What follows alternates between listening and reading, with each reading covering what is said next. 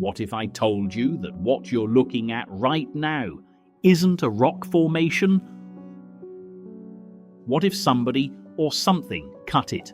Look at the columns, the flat top, how perfectly vertical the sides drop. Now tell me honestly, does that look like geology to you?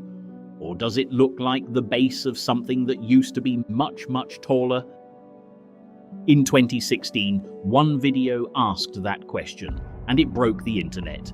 Not because it had proof, but because nobody could look at that image and say it looked nothing alike. Today we're going inside that theory.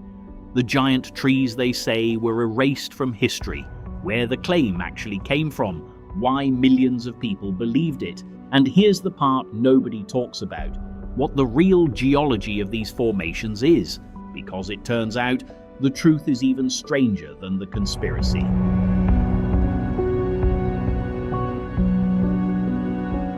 September 2016.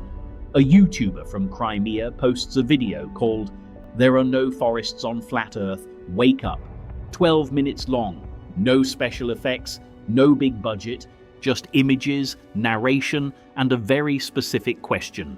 Within a month, hundreds of thousands of views, 10,000 response videos, articles in The Atlantic, Inverse, IFL, Science, all of them saying the same thing. This is obviously wrong, but also, why can't we stop watching it? Here is the theory, stated without mockery, because it deserves to be understood before it's taken apart. The claim is this: what we call trees today, the redwoods, the oaks, the entire thing you'd picture if I said forest, are not real trees. They are bushes, saplings, the stunted, impoverished descendants of the actual trees that used to dominate this planet. The real trees grew 20 miles into the sky. Their trunks were 2 miles wide. Their root systems ran miles beneath the surface of continents. Then something happened, a catastrophic event, unnamed, undated, scrubbed from official history. A flood, a war, a deliberate erasure. Whatever it was, it flattened everything. And what we are left with, right now, sitting in national parks, photographed by tourists, studied by geologists who allegedly know better, are the stumps. Not metaphorical stumps, literal, physical, petrified stumps. The bases of trees so old and so enormous that time and erosion have turned them to rock. That's the theory. And now I'm going to show you the 3 pieces of evidence that made it go viral, and I want you to actually look at them before I explain anything. 386 meters tall, perfectly flat top, sides that drop almost vertically, and those columns, hundreds of them, running parallel floor to ceiling like the grain of wood in a massive log. The theory says that's a stump, cut clean through, left to petrify, while everything around it eroded away. 340 meters tall, 9 kilometers around the base, rising out of absolutely flat desert with no gradual slope, no surrounding hills, nothing, just there, as if something was once growing there and only the base remains. 40,000 interlocking hexagonal columns, each one almost perfectly shaped, fitting together like cells in a honeycomb. Organic looking doesn't even begin to cover it. The theory says that's not rock, that's wood petrified at the cellular level. The hexagonal structure you see in cross-sections of real tree trunks, that's exactly what this is. Now, knowing none of the science yet, just looking, I'm not going to pretend I don't see it. These look weird. All 3 of them look deeply, specifically weird in a way that photographs of mountains usually don't. And that's not an accident. That's the thing this theory got exactly right. These formations genuinely don't look like what we're told they are. But here's where it falls apart.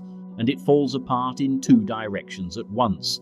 The biology and, more interestingly, the geology. Let's start with the simple one. The maximum height a tree can physically grow is around 130 meters, not because of evolution, not because something stunted them, because of hydraulics. A tree pulls water from its roots to its leaves using capillary action, essentially negative pressure created by evaporation at the top. At around 130 meters, the pressure differential required to lift water that high becomes physically impossible to maintain. The tree literally cannot drink. Devil's Tower is 386 meters just from base to summit. The full tree this stump supposedly came from would have been, let's call it conservatively, 2 miles tall. That tree would need to move roughly 2 million liters of water upward per day through a trunk made of, and this is important, organic cellulose, not silicon, not rock, wood. Wood, that is, famously not great at moving 2 million liters of anything 2 miles upward against gravity. Also, and I cannot stress this enough, we have found trees in the fossil record going back 385 million years. Tree stumps and root systems, leaf impressions, pollen. At no point in 385 million years of tree fossils does anything remotely approaching a 20-mile tree appear. Not a fragment, not a spore, not a ring, nothing. So biologically, no. But here's the part that's actually interesting. Because no, that's not a tree doesn't explain why these things look the way they do, and they do look strange. That part the theory got right. Devil's Tower is an igneous intrusion. Magma pushed up through the Earth's crust, got trapped before it could break the surface, cooled underground over millions of years, and hardened into igneous rock.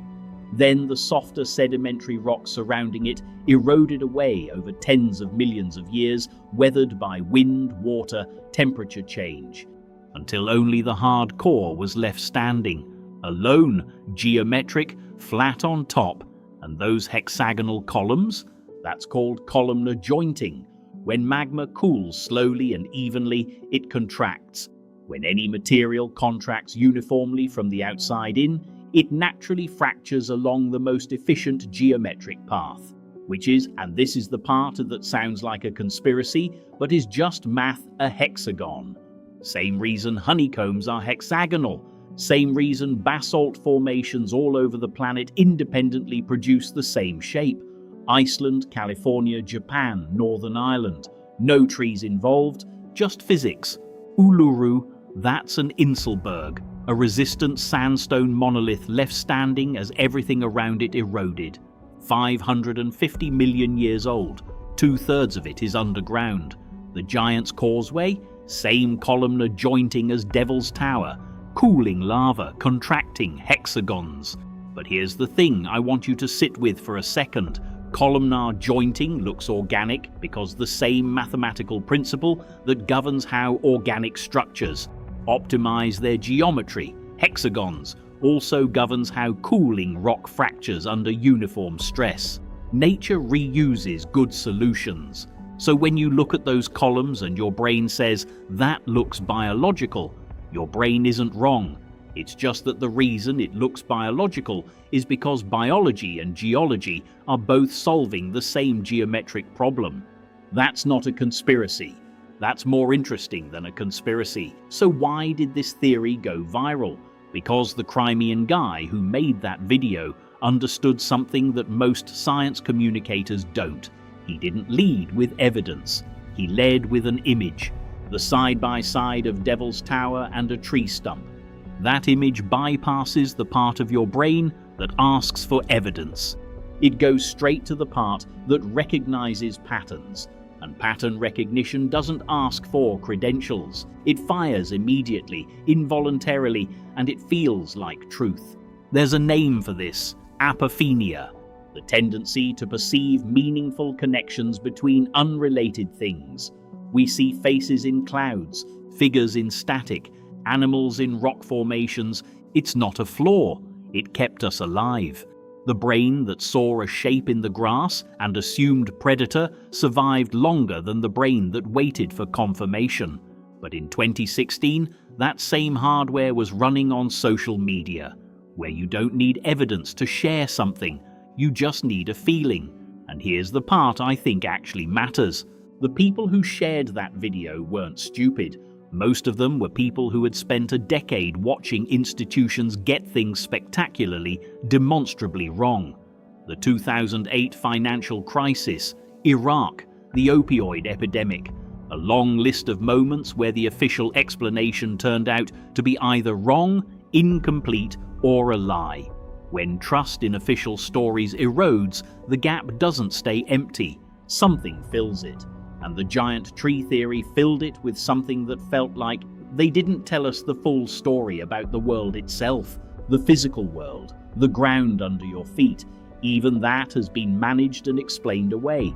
That's an emotionally potent idea, not because it's true, but because the feeling underneath it is real.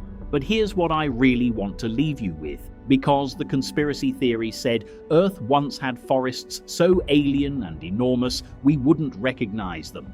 And on that point, it's not entirely wrong.